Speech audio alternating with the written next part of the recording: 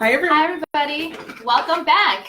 Today is Wednesday Wisdom, and today we're here at Mortgages with Michelle and also Spouses Selling Houses. We have Robbin Muhr here today. Muhr. Robbin Muhr, sorry. Gotta have it right. Gotta have it right. So today, Jean is usually with us. Today, Jean is actually at another appointment, so we have Robbin with us today to go over today's topic. So today, we're going to talk about the costs that are involved in the buying process, the upfront fees. Upfront fees, yes. So things that we have to pay for before we actually close. Now, in our first episode, we talked about the cost to start the process. So we know that that's zero cost, right? Yes. So when we do start a contract, we have an executed contract, right? What are one of the first things that buyers have to spend money on? Earnest money. Earnest money. Yes. Okay. You should decide that before you write the contract. Okay. And what is the earnest money for? That's basically your skin in the game, your good faith that you're going forward with the transaction. Okay. So what do you normally see as the minimum down for It has earnest to be money? at least $1,000 down. It depends on the price of the home that you're purchasing. Okay. A lot of people or a lot of sellers like to see more than that depending on the price point. Okay. Also, if there's multiple offers, that might be an extra negotiating tool for the buyer to give a higher one. Okay. Now, so I've seen on the contract that there's like an initial earnest money deposit, and then sometimes there's a second earnest money deposit, maybe after the inspection or something. So do you normally see an increase, or does that vary by situation? Varies by situation. Again, if you're in multiple offers, which we are definitely seeing in this market, Okay. that might be an extra negotiating tool. Okay. All right. So earnest money is going to be one of the things that you have to pay for out of pocket, and at minimum, you're looking at $1,000, potentially more, depending on the price points. And if you want a really strong offer, you want to put in more money down. So maybe you're putting a $5,000 earnest money deposit, and that's your skin in the game. Okay. And that does remind everybody that it does go towards your down payment. Okay. So it's not just out there in limbo. Yes. So this is your deposit towards your down payment. It's just going to save that property for you so that the seller can take it off of the market, right? Okay. So moving on. So let's say now we have the contract, we put the earnest money down.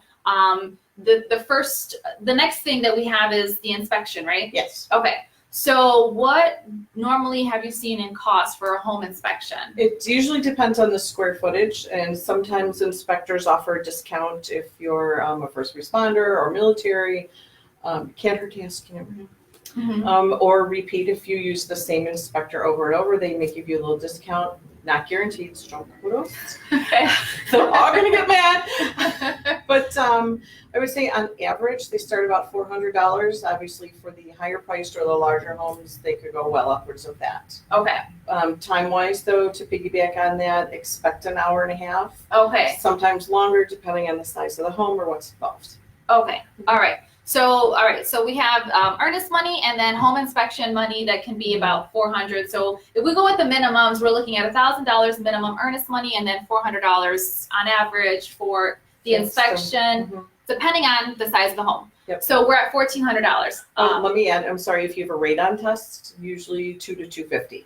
Okay. And that's optional. Talk to your realtor and your inspector about that. Okay. That's extra as well. Those have to be paid at the time that it happens. It's not something you can roll into closing. Okay, so that would be radon. So radon is separate from your home inspection. An inspection has to be paid at that time as well. Okay. Yep. All right, so we're at $1,400, potentially $1,625 if we do radon. Okay, and then so let's move on to the transaction. So the only other cost that might be involved before you close would be your appraisal. And that's going to vary depending on the property type and also the loan program. But I would say, anywhere from $350 to maybe $550, $600 on the appraisal. That's another upfront cost because similar to the home inspector, the appraiser has to be paid at the time of inspection. So that's why it's another upfront cost.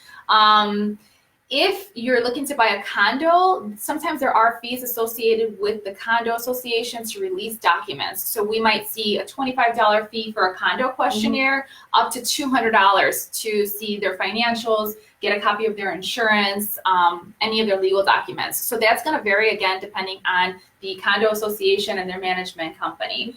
So potential $200. So now we're at $1,825, right? So if we round up, because I like to round up, be prepared for at least $2,000.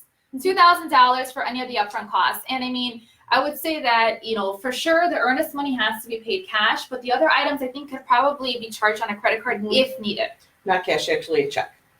Okay. Okay, so cash is not acceptable for the earnest money, but it is money coming out of your bank accounts. So not money that you're charging. You can't advance that on a credit card, for example. So it would have to be money that you're actually using from an account that we have documented for the loan, and then you're getting a cashier's check, right? And can a family member make the earnest money, or does it have to come out of the account of the borrower? That is a very good question. I think that's a good question for next week's topic. So it's going to be very important to know that you're using the right sources that are acceptable for financing for your earnest money. So we should make that next week's topic. Okay. What are acceptable sources for earnest money and or down payment for a purchase? Okay. All right. Okay. All right. Well, we'll put a poll out there as well just to see if you have any other questions that you want us to answer. And thank you for joining. If you have any further questions, what's your number? 847-692-5889. All right, and my number is 773-858-4102. Thank you for joining and have a great day. Good day. We did exactly. We did. That was it. That was completely informational. If you end this now, you'll be able to choose if you want to save your